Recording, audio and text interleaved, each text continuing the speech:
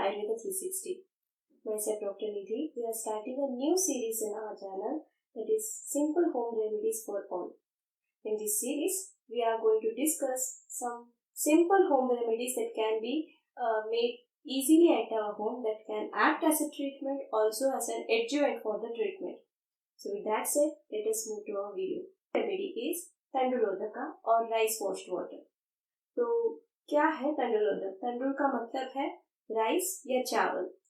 जब चावल पकाने से पहले इसको हम धोते हैं तो जो पानी निकलता है, जो चावल का धुला हुआ पानी है, उसी को तंडुलोदक कहते हैं. तो इसका क्या यूज है, इसको बनाना कैसे है, इसका मेडिकल बेनिफिट्स क्या क्या है, उसके बारे में जानते हैं.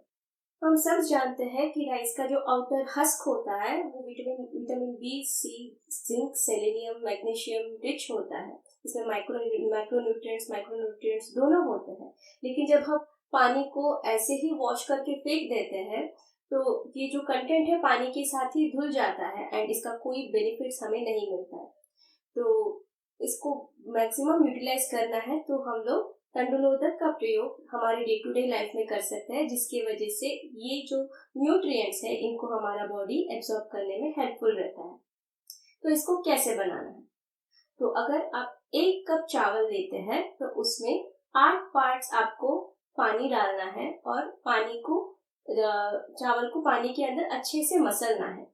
जब ये पानी का कलर चेंज हो जाता है, थोड़ा व्हाइट कलर में आना स्टार्ट हो जाता है, तब इस पानी को एक कंटेनर में आप निकाल के रखते हैं. इसको हम कहेंगे तंडुलोदक 1.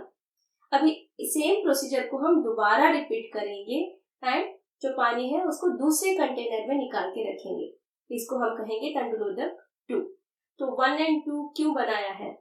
तो पहली बार जब हम चावल को धोते हैं, मोस्ट ऑफ द टाइम ये चांसेस रहता है कि बाहर की धूल मिट्टी जो है ये चावल के अंदर आ जाए. तो इंटरनल हम अगर इस पानी को पीने के लिए इस्तेमाल कर रहे हैं तो जाहिर सी बात है, इसमें बहुत धूल है इस पानी में. तो जो पहला पानी है, पहला तंडुलोदक जो है वो एक्सटर्नल यूज के लिए हम लोग यूज कर सकते हैं. वही जो दूसरी बार धुली हुई पानी है उसको हम पीने के लिए या इंटरनल यूज के लिए प्रयोग कर सकते हैं. तो एक्सटर्नल यूज के लिए तंडुलोदक को कैसे इस्तेमाल करें? जिनका भी ड्राई हेयर है, ड्राई स्किन है, ये जो तंडुलोदक है ये रिच इन मॉइस्चर है. तो इस पानी को इस्तेमाल करने से एक्सटर्नली जो ड्राइनेस है उसको निकालने में ये बहुत हेल्पफुल रहते हैं. जैसे मान लीजिए अगर आपको स्प्लिट एंड्स है, जैसे सर्दियों के टाइम पे जो हेयर है फ्रीजी हो जाती है बहुत और ड्राई हो जाते हैं, उस समय में आप शैम्पू करने के बाद इस वाटर को बाल धोने के लिए या फिर जहां पर भी आपको ड्राई पैचेस है उसको धोने के लिए आप यूज कर सकते हो.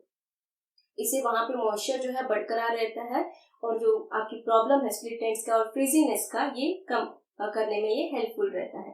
वैसे अगर आप इसको एक कंटेनर में स्प्रे की तरह रखते हैं तो बार बार स्प्रे करने से ये जो मॉइस्चर है इसको रिटेन करने में भी हेल्पफुल रहता है. वैसे ही अगर आप ड्राई स्किन से गुजर रहे हैं, एक्ने से गुजर रहे हैं, देन इस पानी को आप वॉश करने के लिए, फेस वॉश करने के लिए भी यूज कर सकते हैं, जिससे ये जो एक्ने का प्रॉब्लम है और ड्राइनेस का प्रॉब्लम है वो भी थोड़ी हद तक कम हो जाती है. ये पूर्ण तरह का ट्रीटमेंट नहीं है, लेकिन ये ट्रीटमेंट के साथ एज अ एडजुवेंट बहुत हेल्पफुल रहती है. देन एक्सटर्नली तो ये हो गया. इंटरनली इसको कैसे इस्तेमाल करें, कौन से डिसीज में हम लोग यूज कर सकते हैं? जब पित्त दोष की प्राधान्यता रहती है, क्योंकि तंडुलोदक जो है तासीर में ठंडा होता है, तो तंडुलोदक पित्त दोष के लिए बहुत हेल्पफुल रहती है. जैसे किसी को एसिडिटी का प्रॉब्लम, बार बार एसिडिटी का होना, शरीर में जलन होना, हाथों में पैरों में जलन होना, अगर ऐसी समस्या है तो तंडुलोदक का इंटरनल यूटिलिटी से ये जो समस्या है ये कम हो सकती है. अगर किसी को ब्लीडिंग पाइल्स है, मेंसेस के टाइम पे ज्यादा ब्लीडिंग हो रही है, तभी आप तंडुलोदक ऐसे एडजुवेंट ट्रीटमेंट यूज कर सकते हैं. तो इससे जो है ब्लीडिंग की मात्रा जो है वो थोड़ी बहुत कम हो जाती है एंड एनर्जी देने में भी ये हेल्पफुल रहती है. वहीं अगर आप व्हाइट डिस्चार्ज जैसी समस्या से गुजर रहे हैं, तब भी तंडुलोदक पीने से बहुत हद तक जो वाइट डिस्चार्ज है वो भी ये कम कर देती है, और जो जनरल वीकनेस रहती है वाइट डिस्चार्ज के दौरान वो भी ये कम करने में हेल्पफुल रहती है। तो इसको कैसे इस्तेमाल करें? क्या पूरी ऐसे गटक जाए, दिन भर पीते रहे, या खाने के पहले पिए, या फिर खाने के बाद पीना है?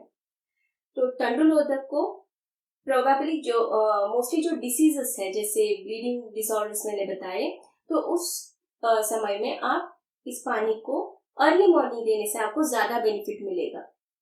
अगर ये पॉसिबल नहीं है आपके लिए तो आप दिन भर इस पानी को भी इस्तेमाल कर सकते हैं, खाने से पहले या खाने के बाद, ऐसा कोई रिस्ट्रिक्शन नहीं है। तो ये आपकी शरीर को ठंडा रखने में भी हेल्पफुल रहती है।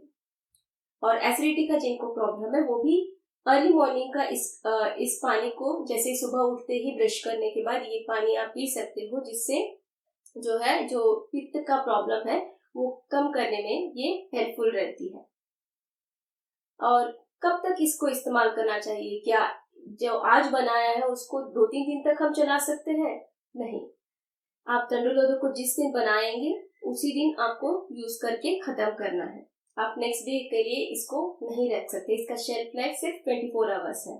अगर नेक्स्ट डे के लिए आप रखेंगे और अगर मान लीजिए टेम्परेचर जो है वो ज्यादा है, तो इसमें फर्मेंटेशन प्रोसेस स्टार्ट हो जाता है, जिसकी वजह से जो है इसमें अल्कोहलिक स्मेल आना स्टार्ट हो जाता है। एक तरह एसिडिक स्मेल आता है, जो कि पीने में भी बहुत दिक्कत करती है, और इसका क्वालिटी है जो वो भी अल्टर हो जाता है, वो फर्मेंट होना स्टार्ट होती है। तो इसका तासीर ठंडा नहीं रहता है, गर्म कर देता है, और इसके वजह से जो प्रॉब्लम है वो बढ़ भी सकती है।